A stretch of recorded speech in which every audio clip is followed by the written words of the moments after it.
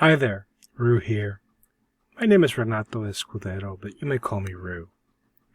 Welcome to English 126, Critical Thinking, the Shaping of Meaning in Language. This is a very exciting course, at least it is for me, every time that I teach it. We get to engage with real-world issues. In this class, our inquiry will be centered around the themes of literacy and education, composition, of course, and social justice themes. In this class, we will evaluate scholarly, non-scholarly, non-fiction, and some fiction texts, and my hope is that you will learn to integrate multiple perspectives from those texts into your own writing. We'll be practicing active reading. If you were not exposed to the concept of active reading in English 122, you will definitely have ample opportunity to exercise that here. We'll have a little bit of a little recap lesson on what active reading is and what I expect. It's basically not just reading for understanding, but you're reading and interacting with texts critically. You're evaluating texts. You're not just soaking up information so you can regurgitate it. There are no tests here, no quizzes. Simply, you're going to be writing essays, and you're going to be going through a series of assignments. This course is intensive, so it's going to feel daunting at times. It's going to be a lot of work, and it's going to require a great time commitment on your part. In the summer section, you'll need to devote at least 16 to 20 hours a week, plus extra time for research and essay writing. In the fall section, you'll need to spend about 8 to 10 hours per week and extra time for research and essay writing.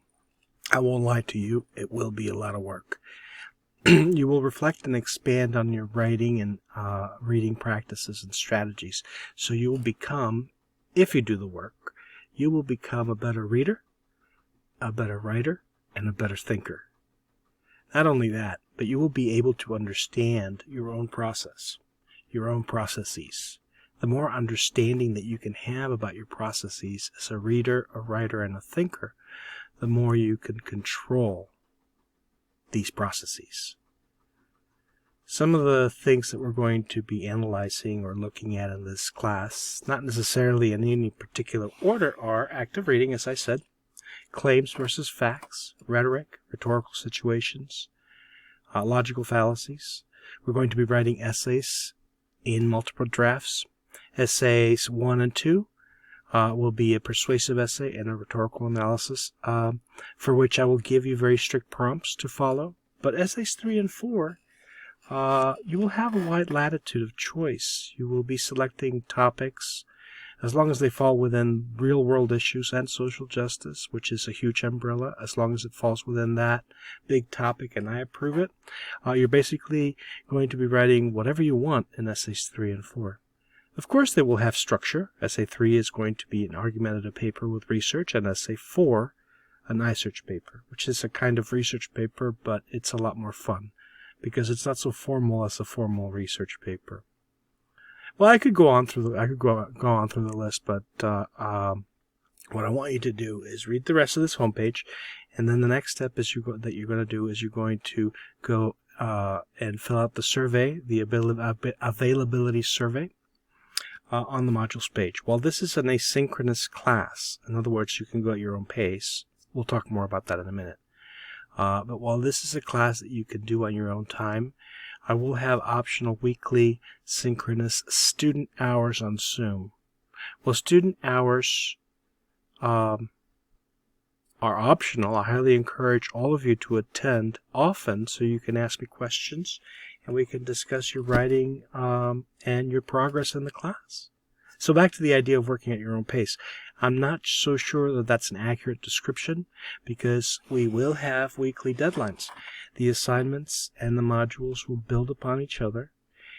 So you have to complete the work and you have to complete it on time because if you don't, then we lag behind and it's going to be too much catch-up work for you to do. So I encourage you to stay on top of the weekly readings and assignments. And the essays might require a little more time because we're writing in multiple drafts, and we're going to be doing peer reviews of your essays. And at the end of the course, you will submit a portfolio. Take a look at the rest of this homepage and go and fill out the availability survey, which is the very first module on the modules page. And from there, you go on to module 0 and so on. If you have any questions, feel free to email me anytime at rescudero@dvc.edu. Of course, this is my contact information. It's on the homepage. It's on the syllabus. It's everywhere. Or you can also email me by clicking on the inbox, which is on the left navigation strip of your Canvas page. You can just go there and send me an email that way. I look forward to working with all of you, and I look forward to meeting you.